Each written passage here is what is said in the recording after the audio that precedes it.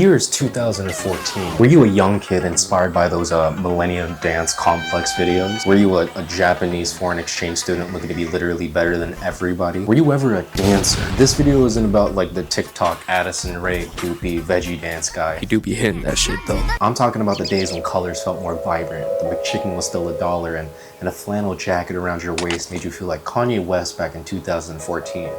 But if you put a snapback on, you just kind of... This is when YouTube was pumping out dance videos a lot, whether it was royal family, Filipino people, or Fiction doing his little...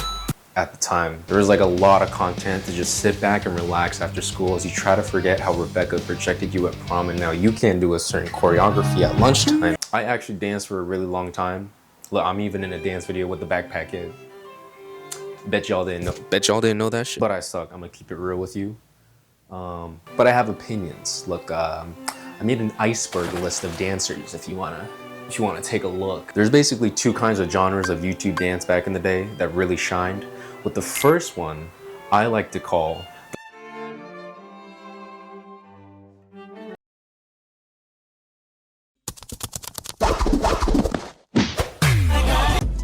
yeah, that's me as a kid trying to learn Jabberwocky's Icebox choreo from America's Best Dance Crew. Definitely not me right now. That's not, wait, no, don't click on that. Question, what do you get when you add a Timbaland beat with an Asian from the suburbs? Exactly, Matt Steffanina. Millennium Dance Complex is a dance studio in LA that showcased a lot of famous dancers, with Matt and along with others starting to become the face of this place because they were doing a lot of pop songs. Where Are You Now? Banger. 5 More Hours? Banger. Chachi Gonzalez? No. This is what you would call the industry dancing. Choreography here had sharp angles, big ass facials, and a bunch of kids like Jay Chenoweth that you crushed on back in high school. This was probably a huge influence on a lot of kids back then because you see them at a young age and you're like, oh my god, they're so good, I want to dance just like them. Oh my god, Bailey Sock, your freestyle at the Old Town Road choreography was so sick. Damn. I admit it, I took Millennium classes too. Look at me right there.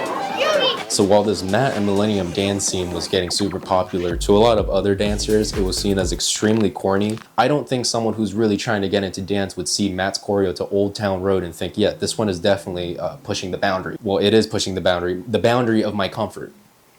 Thank you. It pretty much almost rides the fine line between choreo and a TikTok dance, but to his defense, he was really the first one to kind of go viral as a dancer online and gave kids a jump start in their dance career. But I'll never forgive you for going into crypto. How could you, man? Along with the industry scene popping off, you had solo people as well like Fiction, Ditto, Chachi, this guy, and debatably the biggest of them all, Late Twins. Oh, you don't know Late Twins? Oh. You hate Lay Twins? Oh, you don't know a single one of these dancers but still watch to this part of the video. Thank you. Alright, here's me glazing them for 60 seconds.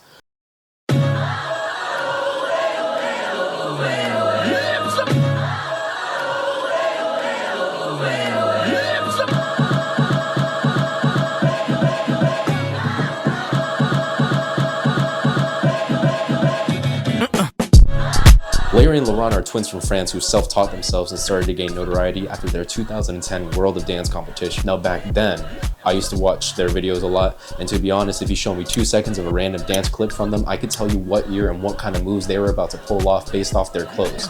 I'm not ashamed, I'm not ashamed, I'm not afraid. And even if they're complete dicks in real life, you gotta hand it to them that their dance style kind of shifted a bit of the scene to have more glitch movements. For example, take Ayo and Tio. You know, back in 2014 when people were glitching with this one dance move.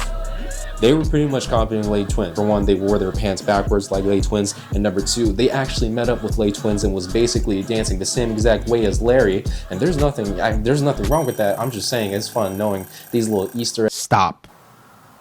Let's switch gears. Now that we know about the industry dance scene, what is the other? Well, let me ask you a question. What do you get from an Asian in high school just learning to dance, and you think Rebecca really likes you and prom season's coming up? You get the shit. I recall that fateful day as if it were but yesterday. The battlegrounds lay barren and desolate, yet a strange air hanged about.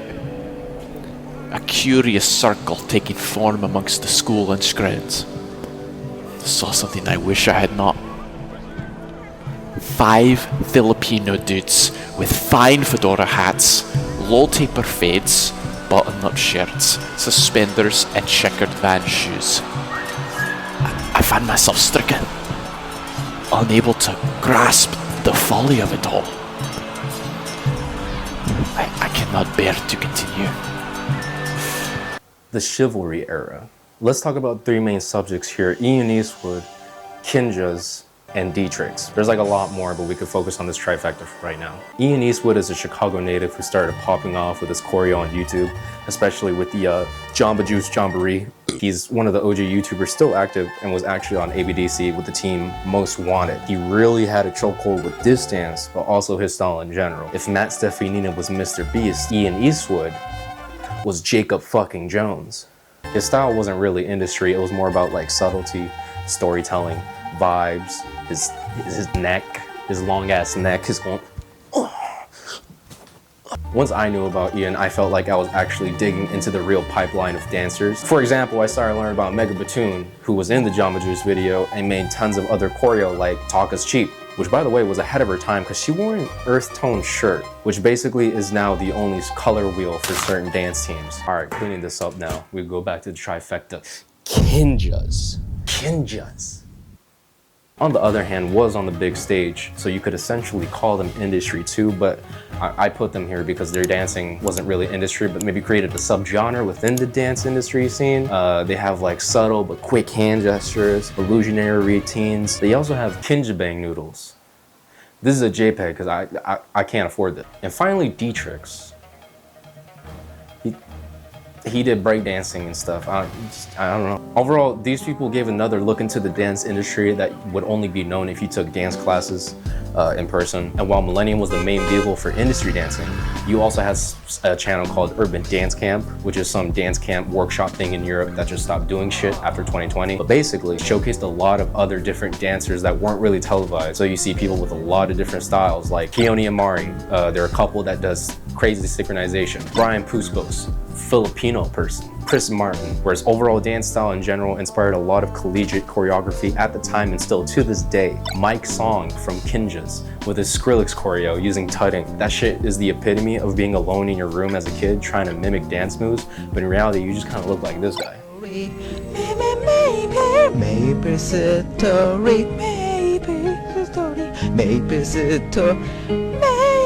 Alright, cool. Now we have chivalry and industry, 2 very different styles that still popped off and got popular in their own way. So what exactly was the fall off?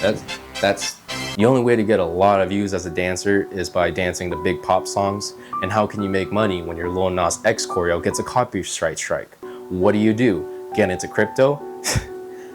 No, I was just making a joke. A majority of these dancers aren't also technically YouTubers, just as the same as an artist isn't a YouTuber. Like, yeah, you have subscribers and videos, but you're not having this be the main goal as a dancer. The dancers have workshops, dance gigs, competitions to go to. And then obviously TikTok. The internet shifted from point and click content to scrolling a lot faster and you can still be impressed. I also just want to reiterate that Matt's into crypto now and is trying to convert his followers from Web 2 to Web 3. This is canon.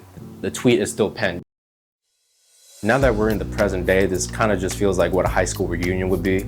Just checking in on these people a few years later. You have Matt, you have Ian, he still posts on YouTube, and he was in the Jungkook video a while ago. That's crazy, right? You got Jake Kodish, Brian Puspos, Devin Pornell, Nick Joseph, Keone Amari. They're in a Justin Bieber music video that one time, and now they have a kid. It's PewDiePie happy ending. Megan Batoon, she's a blue collar worker. She just builds shit now. Dietrich's deceased. So what do we get out of this? Well, for one, I got fatter, I admit it. But 2, while these dancers come and go, you can still get that excitement as you did when you were younger. You just gotta download TikTok, go on IG Reels, just dig a little bit deep in the internet, boom, Audrey Lane, her textures are dope. Dig a little bit deeper, boom, Jello, crazy ass dancer. Dig a little bit deeper. Let's fill that back up actually.